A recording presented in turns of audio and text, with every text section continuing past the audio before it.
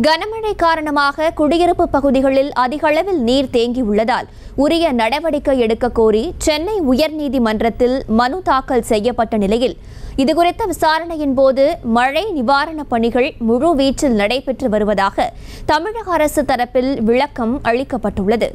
கூடுதல் விவரங்களை எமது செய்தியாளர் மதியழகன் வழங்கிட கேட்கலாம். மதியழகன், விவரங்கள்.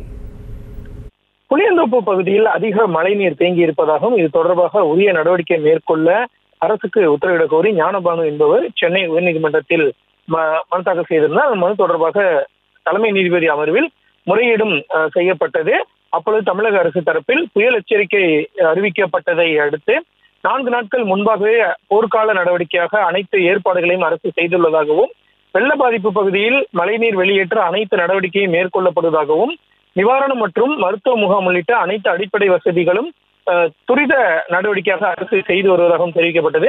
மேலும் முதலமைச்சர் உத்தரவின்படி 14 அமைச்சர்களை மற்றும் தலைமைச் செயலாளர் உள்ளிட்ட அனைத்து அரசு அதிகாரிகள் நியமிக்கப்பட்டுள்ளதாகவும், ஆவின் பால் உள்ளிட்ட அத்தியாவசிய பொருட்கள் தடையின்றி மக்களுக்கு சென்றடைய ஏற்பாடும் செய்யப்பட்டுள்ளதாக தெரிவிக்கப்பட்டது. மேலும் மீட்பு பணிக்கு தேசிய பேரிடர் மீட்பு படையினரும் ஈடுபடுத்தப்பட்டுள்ளதாகவும் தெரிவிக்கப்பட்டது.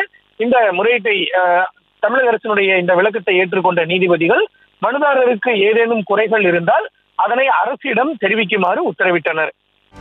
செய்திகளை உடனுக்குடனும் துல்லியமாகவும் தெரிந்து கொள்ள சப்ஸ்கிரைப் பண்ணுங்க.